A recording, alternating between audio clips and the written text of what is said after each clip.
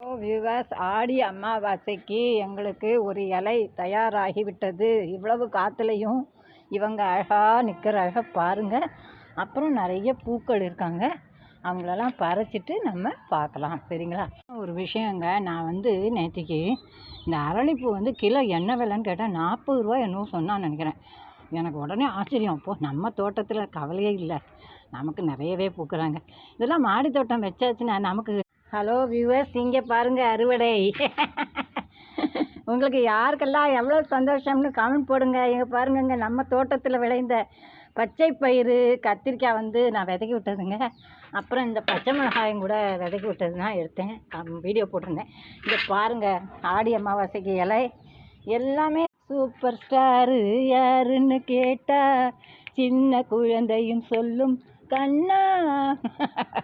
Super star நான் விதைக்காக விட்டுருக்கேன்.